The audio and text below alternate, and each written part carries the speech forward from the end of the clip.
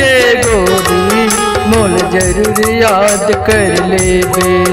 मोर गानल सुन के गोरी मोल जरूर याद कर लेबे। उछल मंगल जिंदगी बिताबे, उछल मंगल जिंदगी बिताबे, माया गांठ बांध धर लेबे। मोर गानल सुन के गोरी मोल जरूर याद कर लेबे। मोर गानल सुन के गोरी मोल जरूर याद कर लेबे।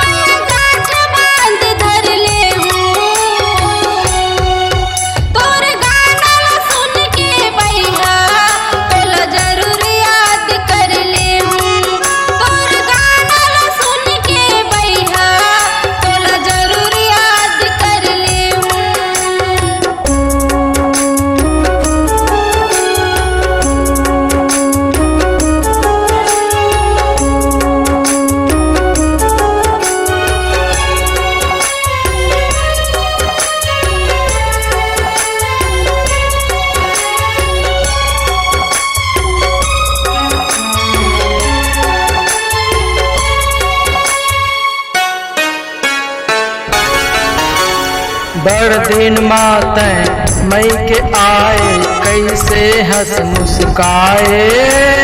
का इशारा करत रहे गोरी अचरल तय खिसकाए। बात वही दिन के कतका मजा आवत रही, ध्यान पड़ भाई ऐसन प्यार में भैया मोल चतावत रही। बड़ दिन माते मई के आए, कैसे हंस मुस्काए। का इशारा करत रहे गोरी अचरल तय खिसकाए। मोर जिंदगी हा उलट पलट गे, मोर जिंदगी हा उलट पलट गे, संसमया झन कर दे।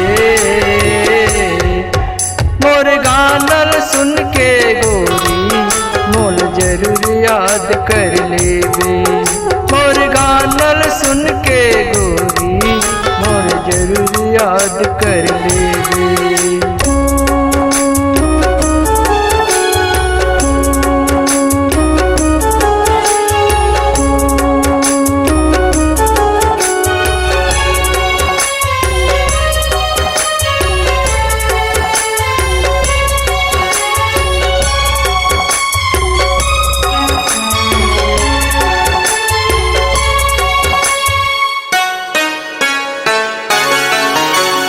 दरिया पार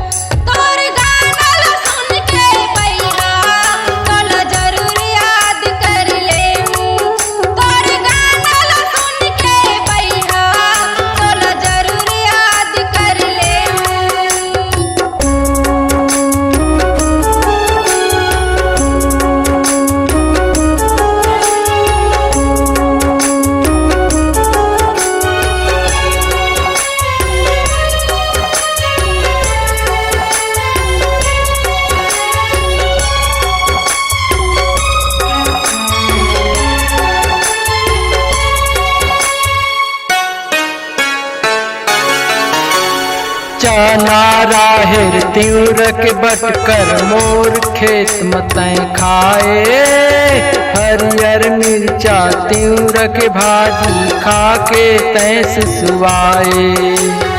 जंगल झाड़ी पहाड़ पर्वत सब वीरान हो गए, बचपन के संगवारी करे सगाई सब हैरान हो गए। चना राहेर तिउरक बटकर मोर खेत मतैं खाए, हरियर मिर्चा तिउरक भाजी खाके तैं सुसुआए। अब जी के का करहूँ मैं हाँ, अब जी के का करहूँ मैं हाँ, साथ मोरो झन छोड़बे। मोर गानल सुन के गोरी मोल जरूर याद कर लेबे। मोर गानल सुन के गोरी मोल जरूर याद कर लेबे।